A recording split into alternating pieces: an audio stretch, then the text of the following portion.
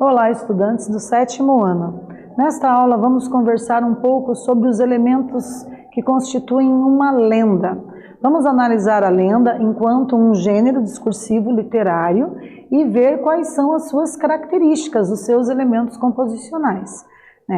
Eu sou a professora Rosa Helena Bueno, estou aqui ministrando as videoaulas para os 7º anos de língua portuguesa, estou aqui tentando contribuir com o repertório linguístico que vocês têm, e cultural e literário, referente aí aos aspectos literários, gramaticais, linguísticos da nossa língua portuguesa.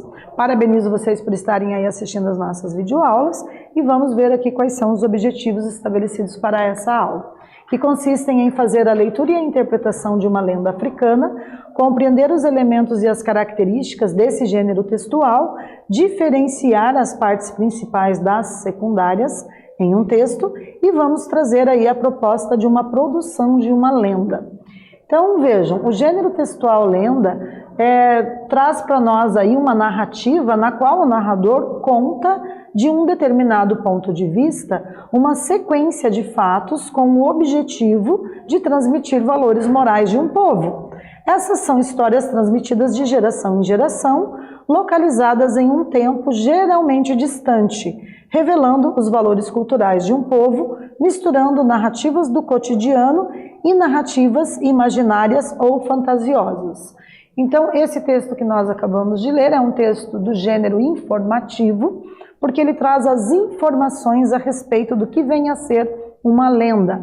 Percebam aqui que é importante a gente ressaltar que as lendas, elas geralmente trazem histórias de acontecimentos que ocorreram num tempo tão distante, e elas têm essa característica de serem narrativas orais, que eram passadas por meio da fala, da oralidade, de geração a geração. Depois de algum tempo a gente teve a oportunidade de ter essas lendas por meio de textos escritos, o que nos permitiu então conhecer aí os valores morais, os ensinamentos éticos, os princípios de vida das pessoas de determinadas comunidades africanas, certo? Então, são textos aí literários, textos ficcionais que estão disponibilizados para vocês, seja nos diversos ambientes virtuais, seja em material impresso, nas bibliotecas das escolas. Geralmente a gente tem vários livros que contêm lendas e que sempre é importante a gente parar para fazer a leitura de uma ou outra aí, que contribui muito para a gente enriquecer o nosso repertório linguístico, cultural e literário, além de aprender, de se apropriar de valores morais, de ensinamentos, que são essas tradições passadas de geração a geração, ok? Então vamos fazer aqui a leitura comigo de uma lenda que foi selecionada para compor essa discussão, cujo título é Lenda do Sapo e a Cobra. Certo dia, um sapo estava caminhando e avistou um animal fino, comprido e brilhante. O sapo perguntou: "Oi, que você faz estirada pela estrada?" A cobra respondeu: "Estou tomando um solzinho. Sou uma cobra, e você?"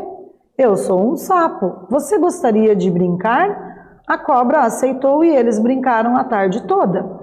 A cobra ensinou o sapo a rastejar e subir nas árvores e o sapo ensinou a cobra a pular. Eles se divertiram muito e ao final do dia cada um foi para sua casa, prometendo se encontrar no dia seguinte. Então percebam aqui que esse texto ele tem, como eu disse, os elementos da narrativa, presença de personagens, os fatos acontecem em um determinado cenário, em um determinado ambiente, esse espaço geralmente é descrito ou o leitor acaba percebendo, por meio até da fala dos personagens, da presença do discurso direto. Então o discurso direto é o momento em que nós temos acesso aos diálogos que ocorrem entre os personagens, existe uma pontuação específica para demarcar o discurso direto, geralmente 2 pontos, parágrafo, travessão. Às vezes a gente vai ter a fala direta por meio de citação, na qual se utilizam as aspas, mas geralmente nos textos narrativos a gente vai ver essa demarcação de discurso direto por meio dos 2 pontos, parágrafo, travessão, certo? E aqui, agora com essas informações, a gente já vai para a nossa primeira atividade. Então percebam aqui que eu trouxe o fragmento do texto que acabamos de ler, 2 trechos, No trecho 1, que diz assim: certo dia, um sapo estava caminhando e avistou um animal fino, comprido e brilhante. E no trecho 2, a cobra aceitou e eles brincaram a tarde toda. A cobra ensinou o sapo a rastejar e subir nas árvores, e o sapo ensinou a cobra a pular. Eles se divertiram muito e, ao final do dia, cada um foi para sua casa, prometendo se encontrar no dia seguinte. Quando a história começa, identifique no trecho 2 a ordem temporal em que os fatos acontecem, né? Então, vocês têm duas reflexões a fazer aí, né? A primeira reflexão sugerida é quando que se inicia aí a história. E a segunda, para vocês identificarem no trecho 2 a ordem temporal em que os fatos acontecem, né? Então, procurem identificar aí essa linearidade temporal na qual a gente vê o acontecimento dos fatos. Um tempo aí para vocês elaborarem a nossa primeira questão.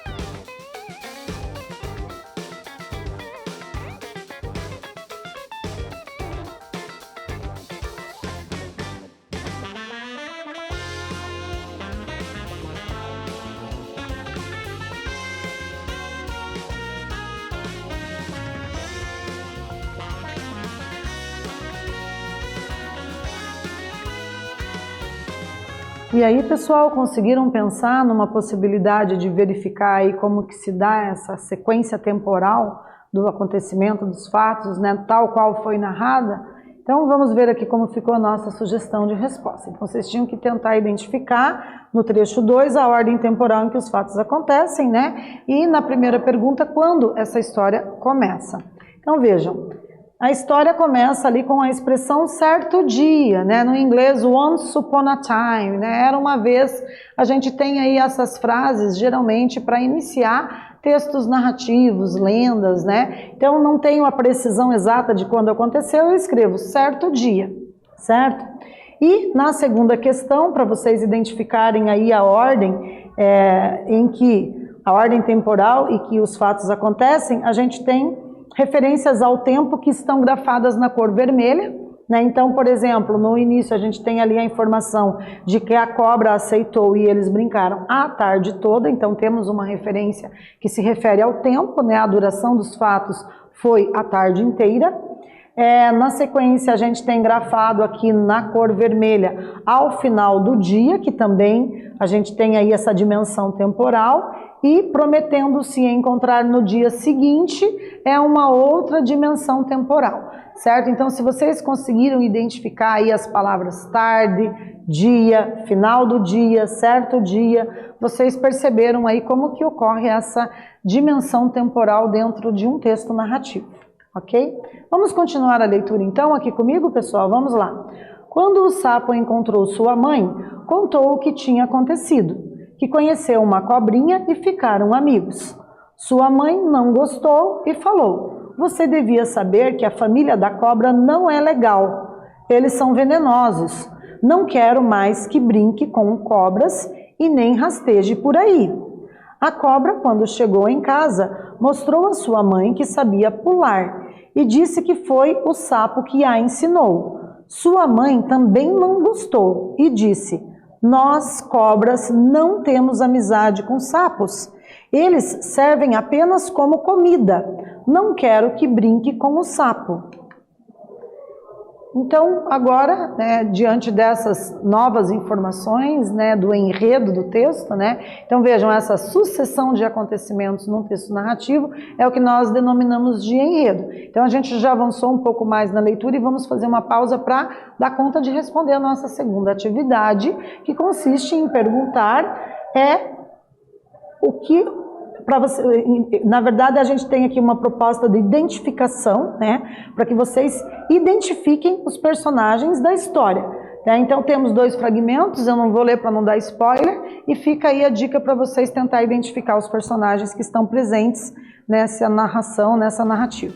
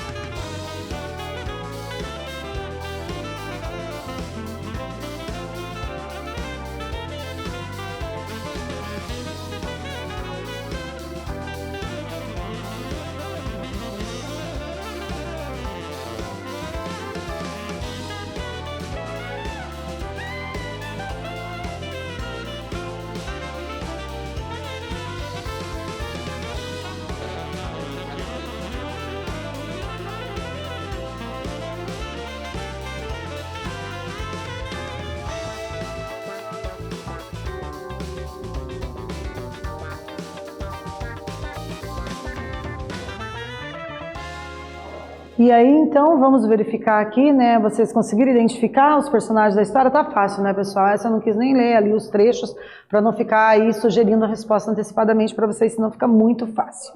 Então, observem aqui. O sapo e a mamãe do sapo. A cobra e a mamãe da cobra, né? Então, a gente tem aqui essa presença desses personagens, né, e eles estão aí entrando em atrito por conta, né, de valores culturais e tudo mais, né, e isso provavelmente acontece no dia a dia das pessoas, né, então o sapo e a cobra estão ilustrando um comportamento que é humano. Percebam que eles também adquirem características humanas na medida em que eles conseguem falar, conseguem dialogar, conseguem brincar, né, então temos essas características aí presentes nesse texto. Ok? Vamos dar continuidade à leitura? Então, continuando aqui. Então, ela começa assim: e pare de pular. Quando se encontraram, a cobra pensou em devorar o sapo, mas depois se lembrou daquela tarde de brincadeiras e correu para o mato. A partir de então, eles não brincaram mais, mas sempre ficam estirados no sol, pensando no dia em que foram amigos.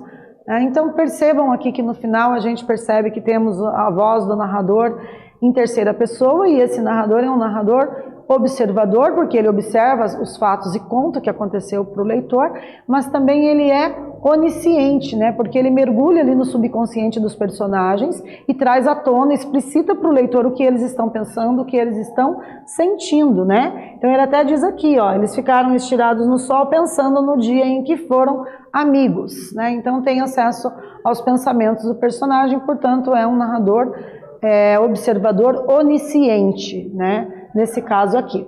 Então vamos para a nossa terceira atividade. A gente tem o fragmento que diz assim: as mães do sapo e da cobra transmitiram aos filhos a tradição de que sapos e cobras não são amigos.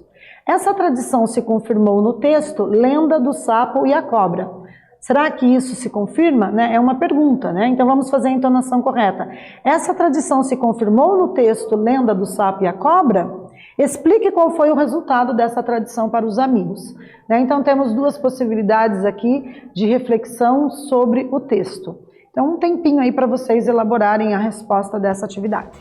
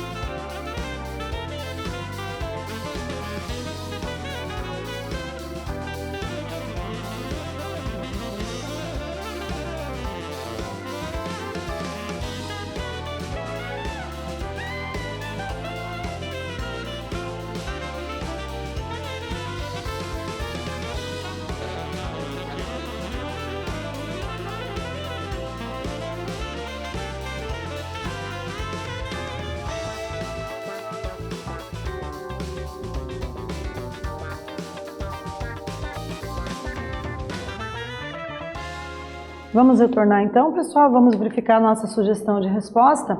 Então vejam, a tradição não se confirmou, pois o sapo e a cobra fizeram amizade, mas ela impediu o sapo e a cobra de continuarem amigos, né? Então a tradição cultural acabou falando mais alto, certo?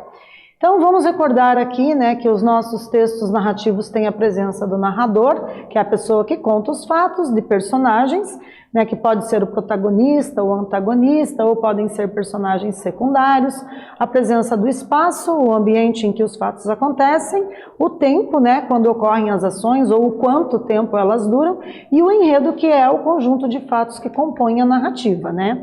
As características da lenda consistem em fazer parte da tradição oral dos povos, e cada cultura possui o seu conjunto de lendas. Por serem repassadas oralmente, elas sofrem alterações ao longo do tempo. As lendas possuem elementos fantásticos, como personagens que só existem no imaginário humano, e características regionais, podendo adquirir novos elementos de acordo com a região em que é contada. A lenda é uma ficção, né, uma narrativa, e ela é fantasiosa. E aí a gente vai trazer para vocês agora, né, como nós já havíamos anunciado no início dessa aula, que nós traríamos a proposta de uma produção escrita.